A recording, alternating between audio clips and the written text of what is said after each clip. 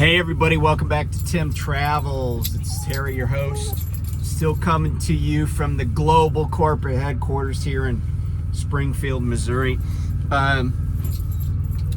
Didn't have much to do today. Went and worked out. Went and got some catfish in the North Star Grill, and then I saw that there wasn't very much of a line in the express lane, and I was overdue for a chassis lube, so I went and got that done. I haven't gone outside to look and see if they put grease on my fifth wheel, because if they didn't, I'm gonna have to buy me some at Walmart. Put some on. Yeah, I don't know if you know this, but you can get tubes of the grease that so if you buy like a Lucas like container, one of those plastic containers of the grease for the fifth wheel, you know, it costs, like at a truck stop or even some of the Prime stores sell it, it's pretty expensive. I think it's like 13 bucks for a tube, but you can go get a tube like you would put in a grease gun at Walmart for about half the price, and it's just that, like, I think it's just called like sticky grease or something, and that's the exact same thing. And the last time I greased my fifth wheel, I just went to my local Walmart, got it, took it home, squeezed the tube really hard, you know, cut the end off, squeezed it really hard, and did the same thing. And usually what I do is I kind of spread it around, like I get some popsicle stick or something that I don't want to really keep, some piece of wood, and I just spread it around, because anyway, you know why. So I just want to make sure everything's covered, because when you don't have a trailer on your back, even for just a few hours, any spot that's not covered is going to start to get a little tiny bit of rust. And like last night it rained, so I had a spot. It wasn't huge, but it was like the little rust spot. And so I'm like, okay, that doesn't have enough grease. So we'll see if he greased it.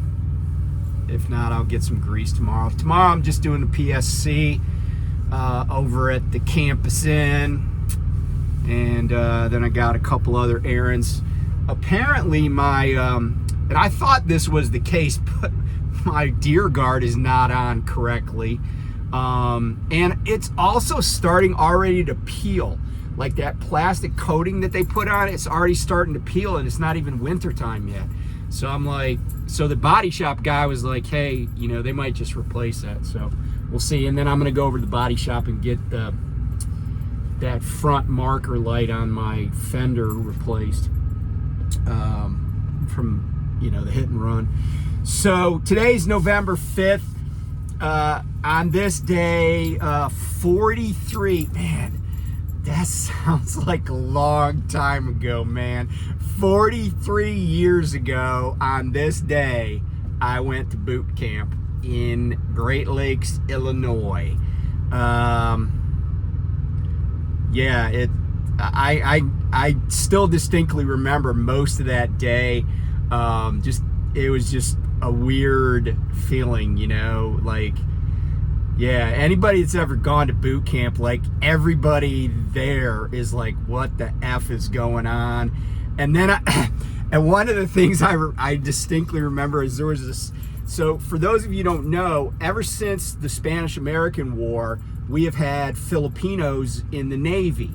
Now, we don't recruit in the Philippines anymore, although I think we should. But when I came in the Navy, there were lots of Filipinos in the Navy, and not all of those guys had lost that really like distinctive Filipino accent, you know, from speaking Tagalog.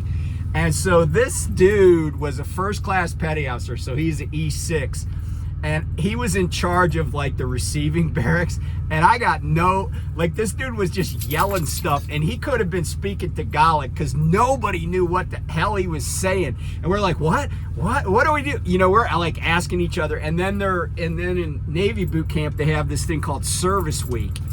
And so Service Week is a week out of training where the recruits are dispersed around the base to do you know, they work in the galley, they clean, they mow lawns, they do all sorts of stuff, right? Well, and there's also service weeks in this receiving barracks to help out the actual, you know, staff members.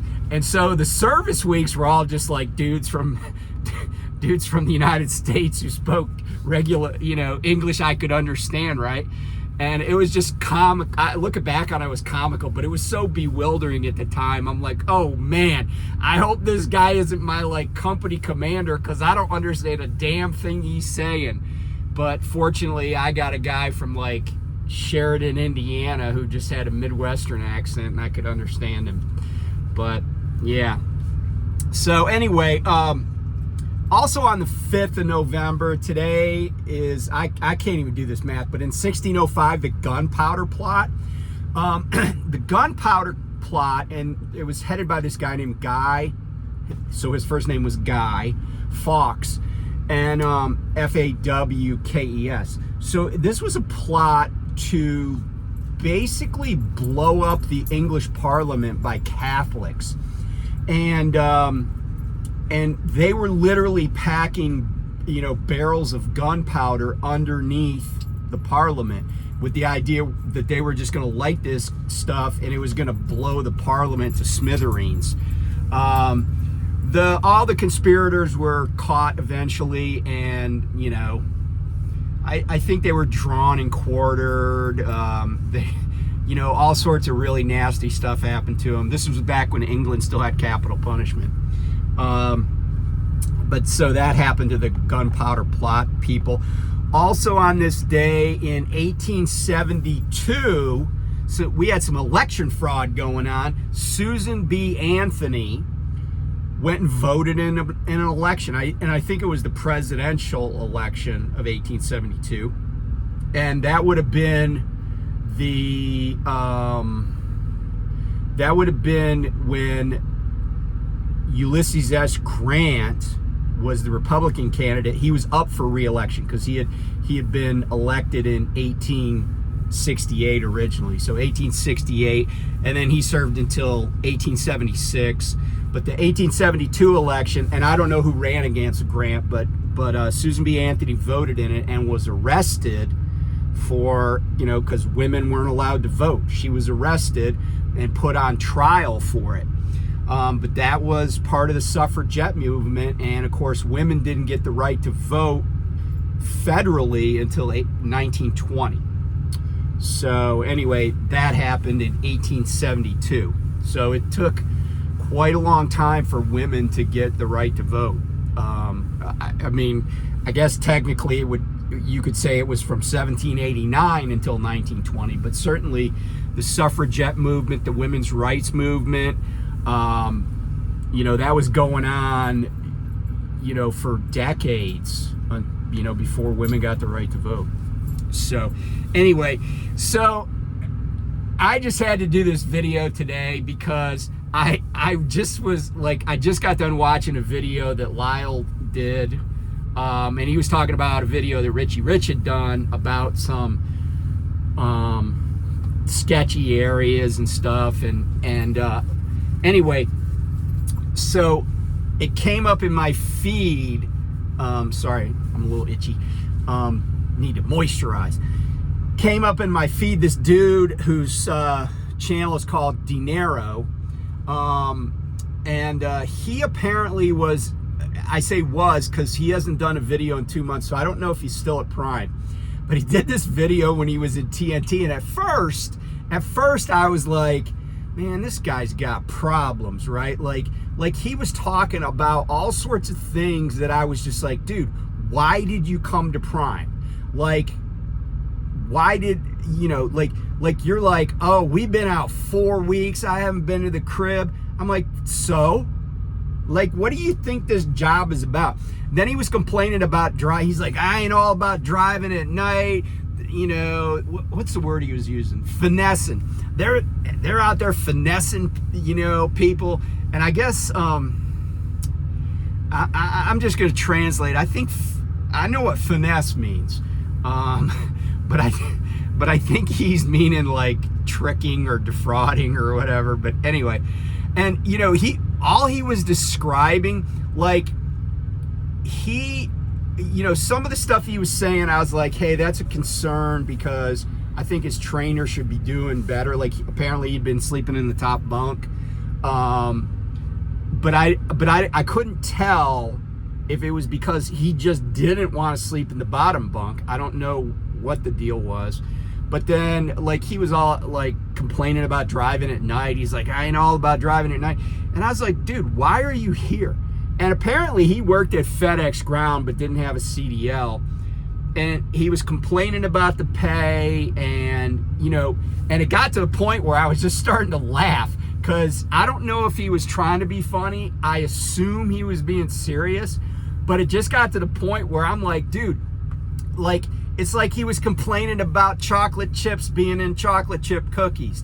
I mean, it was like everything was, you know, he's like, man, 50,000, where are they coming up with? And I'm like, dude, when you started here, it was 50,000 miles. And he's like, man, I'm going to go to the crib. I don't even know if I'm coming back, man. They'll just have, I don't know. I just don't know, and blah, blah, blah. And I'm like, and you know, my opinion, so let me get to this part that I really hope is a public service message, right? And, you know, and part of this comes from the fact that I just went through ACE 2.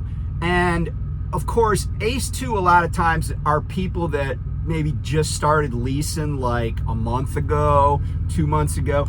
And I told you that out of the 14 people in that class, 4 of them walked in late.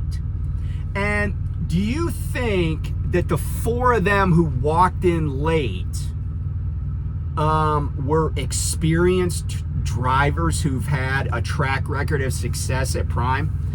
No, I don't think so. I think everybody in there was pretty new. In fact, I talked to this dude who was in my class. He wasn't one of the late people, but his name's CJ. He's from South Carolina. We were talking.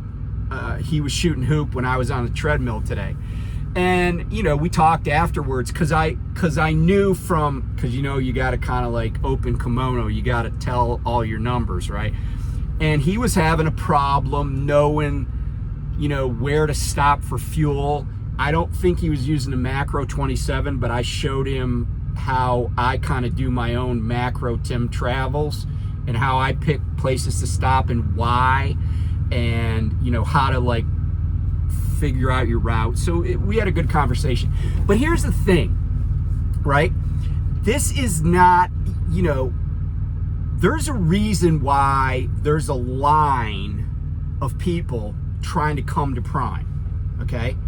And it's not because it's easy. You know, like I used to tell my sailors and you know, when I was in the military, you know, if this shit was easy, everybody'd be doing it. Right? And that's the thing. Anything worth doing is probably going to be a little bit harder than, you know, average. Okay? It's you know, it's why people who went to college, that graduated from college, often get paid more than people that didn't. Why? Because they did something that wasn't actually easy. And I'm not saying graduating from college is like, you know, I don't know, being lost at sea or something like that. I'm not saying it's like physically, you know, endangering you or you know, something like that. But it takes some perseverance, right? It takes some stick-to-itiveness. It takes somebody saying, hey, I got to jump through these hoops in order to get to my goal, okay?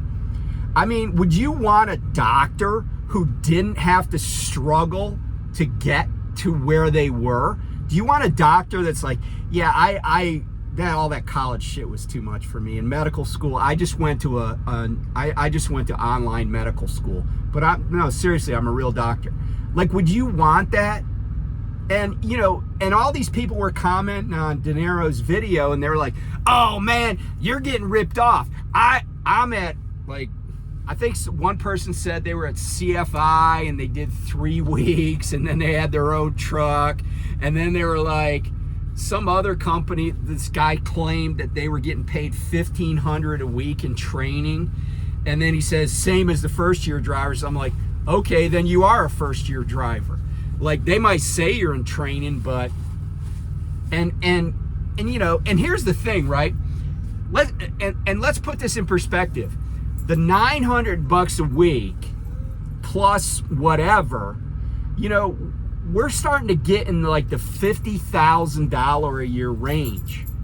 And this is $50,000 a year for somebody that hasn't really got any experience. They got a CDL, or in his case, CDLs. Like, I used to not think that was the thing until I actually, because Lyle mentioned it, and then I started hearing people say it. Okay, so he got his CDL, right? He has no experience driving a truck. And he's complaining that he's making almost $50,000 a year, right? As a W-2 employee. And, you know, he's complaining about his taxes. And, you know, I'm like, dude, I don't, you know, if this is just, you know, like messing up your life, then just tell him at the next exit you want to get out of the truck. Stop. Why are you whining at me? What? You're fine. So, she's probably hungry. So, or are you whining because there was a dog outside, a little dog? That dog was little. It was like a baby. And you're bigger than, yeah, you're bigger. Go sit on your chair. So anyway, I'm like, so let me just demystify this for you. If you're thinking about coming to Prime, let me just say this. It's pretty transparent what the policies are, right? I didn't make up the policies. The dude who's driving a truck, who's the trainer, they didn't make up the policies. But here's the deal. You're gonna have to, you know, if you don't have a CDL, and by the way, you know, he was talking about this gal that he knows that had a CDL and 6 months of experience. Well, so what, right? They still made her do 50,000 miles of TNT. Why is that? Because I virtually guarantee you that they have had situations where somebody came with a CDL, said they had 6 months of experience, and, you know, they turned out to be a freaking dumpster fire. And so they're like, you know what? We're just going to level the playing field. We're just going to put everybody on a TNT truck that's got that little amount of experience. And here's what I would say about 6 months experience. Sometimes that 6 months of experience, you know, it is like 3 months of experience or 2 months of experience, you know? And maybe this person has never driven in the winter, never driven up north. And, you know, if that's the person you are, that's cool, right? Stay in, you know, Florida, Georgia, you know, Louisiana, Mississippi, Alabama during the winter. That's fine. But you're never going to make money being at Prime, and they don't want you as a company driver because you're not going to be able to go to places they need you to go. So, you know, if you want to drive in Florida, but don't bother trying to come to Prime because this is not the place for you. You're not ready for this. So, you know, he's like, oh, they put her on 50,000 miles. You know what? She might not have even worked 6 months. She might have had her CDL for 6 months. But whatever the reason is, it's like, you know, if you don't like the deal a company offers you, then don't take it. But don't take it and then bitch about it. You know, is Prime's program different and more arduous than others? Yes, but that's their program. Nobody's begging you to come to Prime. Nobody cares if you like. He is self-aware enough, De Niro was, to know that they really don't care if he stays, right? And what is on the other side of that? Like, what is the reason you want to put up with that BS, right? You know, why, you know, like I always say, you know, why do you put up with this kind of abuse? Because there's something on the other end. You know, and it's true of anything. It's true whether you're a doctor. It's true whether you're a SEAL and, you know, you're a special warfare guy in the Navy, or you're a Green Beret, or you're an astronaut. Nobody gets a free ride. Okay? Well, I mean, Jeff Bezos and like Musk, they do, because they're not really astronauts. They're super rich. But most of us mere mortals, we just have to jump through the hoops, right? And if you don't want to jump through the hoops, that's cool. Like, I didn't want to jump through, actually, I never wanted to be a doctor, but I didn't jump through the hoops by going to undergrad and then taking the MCAT, then going to medical school, then doing an internship and a residency. I didn't do that. Why? Because I didn't want to, but I'm also not a doctor. So the thing is, if this is not something that you really, really want to do, because it's going to suck a lot of days. This is not rainbows and butterflies every day. I mean, I know when you look at a guy like me, you're like, man, that dude has it awesome. He's a YouTube sensation. He's got chicks everywhere, endorsement deals. People open doors for him all the time, right? Like they wash his truck without him even asking. He's got a great life. I want what Tim Travels has. But here's the news about Tim Travels. Tim Travels had to jump through the same hoops as everybody else. And so will you. So if this is not what you want, if you know, and do the math, right? 50,000 miles is gonna take unless you get a lot of team. And let me back up. You know, I've had people that, I had a trainee who started on my truck, and she had a classmate that and now we only had to do 30,000 miles, but she had a classmate that had a 2-week head start on her. Guess who finished their TNT first? My trainee. Why? Because the other person's trainee, and she already had like 1,400 miles when my trainee got on my truck. That the person that was training this other gal, he didn't want to run to California, right? He wanted to stay east of the Rockies. Well, that's cool, but it's going to take longer because you're limiting how many team loads you can get. And this guy was like, oh man, I've only been home for 2 days and 4 weeks, but I'm like, so? Why wouldn't you want to just get it done? You know, I told my trainer when I got in this truck, we had to do 28 days. Whether that was right or wrong, that was the company policy. He said, you know, they tell us we're supposed to make you, let you go home every 2 weeks. And I'm like, bro, this is your truck. Because he told me, he's like, but I usually stay out like 5 weeks. I'm like, bro, this is your truck, and let's just stay out and get it done. Because my view of it was, if I take time off, this guy lived in Charlotte and I was in PA. I'm like, it's gonna take a good month and a half to 2 months to get 28 days of actual on the truck time finished. I'm like, let's just do the 28 days, right?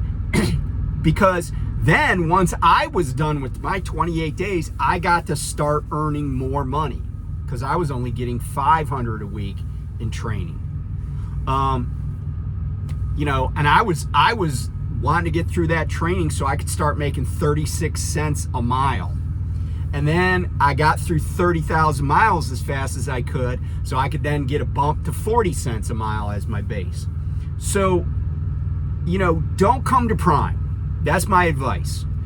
If you do not, and I've heard too much of this lately. 50,000 miles is a lot. Many of you can't handle it. That's the truth.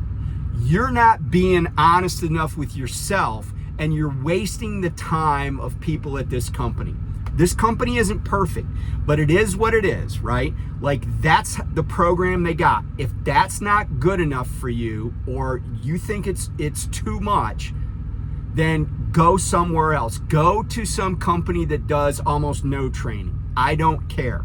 Please just stay away from me on the road. You know, if it's worth doing, then come here and do it, and follow the program, and, you know, demand that you have a good trainer and be a good student. But if that's too much to ask, then don't come here. Stay home. We don't need you. I actually don't want any more drivers at Prime than are here right this second. But I see people walking around this complex with their bright, shiny, brand new Prime vests and their little, you know, fluorescent yellow, you know, paper pouch. And I know that those people some of them are going to take business away from me. Now, that's the system, and I'm okay with that. But I don't care if any of them, because they're not my students, I don't care if any of them successfully complete the program and actually get, you know, are a company driver or a lease driver at Prime. I don't care. But, you know, if this is too much for you, then stay home. You know, just keep working at Mickey D's, keep working at FedEx Express, wherever you were working, stay home. Because really, no trainer needs the brain damage, and Prime doesn't really need you. Because if that 50,000 miles is going to overwhelm you and make you hate life, that you're only making around $50,000 when you don't know jack, then, you know, you're not going to be successful here anyway. You're going to be that person that, you know, is bleeding money every week and hating life. So I'm just saving you the trouble. Take my advice. Don't come here. Right? Because you're going to fall for all the people that are telling you, oh, it's horrible, it's this, it's that. You know, why endure the brain damage? Just stay away. So anyway, thanks for watching. Maybe, you know, hopefully this helps somebody. You know, but like I said, if it was easy, everybody'd be doing it. You know, for every person that's at Prime, there's probably another person who wanted to come to Prime or used to be here and didn't keep their job for some reason or another. Whether that's fair or not, you know, I don't know, but it's life in the big city. So anyway, talk to you later. Bye.